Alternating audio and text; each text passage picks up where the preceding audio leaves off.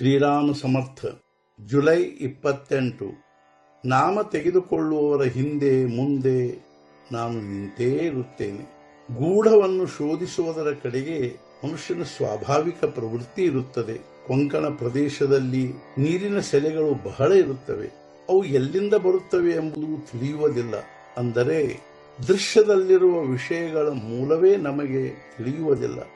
ಅಂದ ಮೇಲೆ ಯಾವುದು ಅದೃಶ್ಯವಿರುತ್ತದೆಯೋ ಅದರ ಮೂಲವು ನಮಗೆ ಹೇಗೆ ತಿಳಿಯುತ್ತದೆ? ನಾನು ಹೇಗೆ ಮಾತನಾಡುತ್ತೇನೆ? ನನ್ನ ಮನಸ್ಸು ಎಲ್ಲಿಂದ ಬಂದಿರುತ್ತದೆ? ಇದು ದೇಹ ಬುದ್ಧಿಯಲ್ಲಿರುವ ಜನರಿಗೆ ತಿಳಿಯುವುದು ಕಠಿಣವಿರುತ್ತದೆ. ಯಾರು ನಾಮದಲ್ಲಿರುತ್ತಾರೋ ಅವರು ಮಾತ್ರ ನನ್ನನ್ನು ಸರಿಯಾಗಿ ತಿಳಿದುಕೊಂಡರು.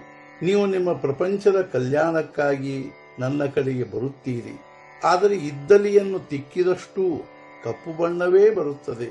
ಅದರಂತೆ ಪ್ರಪಂಚದಲ್ಲಿ ಏನೇ ಮಾಡಿದರೂ ದುಃಖವೇ ನಮ್ಮ ಪದರಿನಲ್ಲಿ ಬರುತ್ತದೆ. ನಾವು ತಿಳಿದು ಯಾವ ತಪ್ಪು ಮಾಡುತ್ತೇವೋ ಅವುಗಳ ದೋಷ ನಮಗೆ. ತಿಳಿಯದೆ ಮಾಡಿದ ತಪ್ಪಿಗೆ ದೋಷವಿರುವುದಿಲ್ಲ.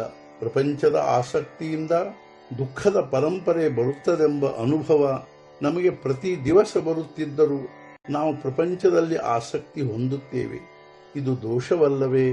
ಎಲ್ಲಿ ತಪ್ಪುತ್ತೇವೆಂಬುದನ್ನು ನಾವು ನೋಡಬೇಕು ಹಾಗೂ ಆ ತಪ್ಪನ್ನು ಸುಧಾರಿಸಿಕೊಳ್ಳಬೇಕು. ಪ್ರಪಂಚದಲ್ಲಿ ಎಲ್ಲ ಸಂಗತಿಗಳು ನಮ್ಮ ಮನಸ್ಸಿನಂತೆ ಎಲ್ಲಿ ಆಗುತ್ತವೆ?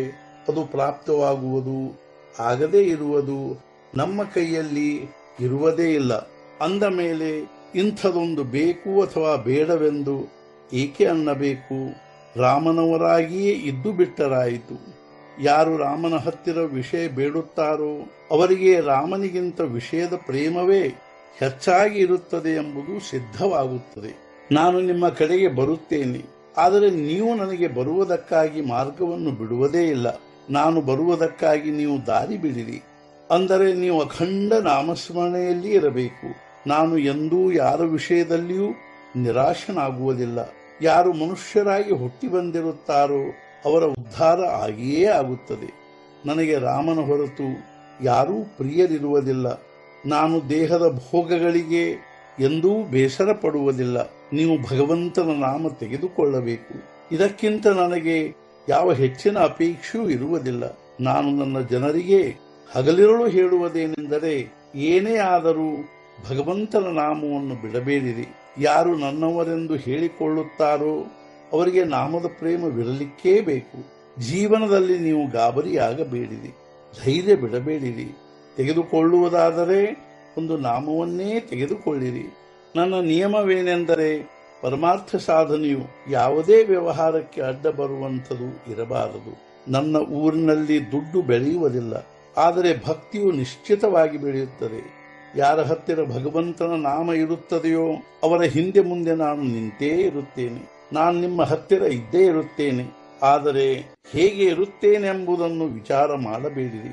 ನೀವು ಕೇವಲ ನಾಮ ತೆಗೆದುಕೊಳ್ಳಿರಿ. ಉಳಿದದ್ದೆಲ್ಲವನ್ನು ನಾನು ಮಾಡುತ್ತೇನೆ. ನೀವು ಎಚ್ಚರದಲ್ಲಿರುವಾಗ ನಾಮ ತೆಗೆದುಕೊಳ್ಳುವ ಜವಾಬ್ದಾರಿ ನಿಮಗೆ ಇರುತ್ತದೆ.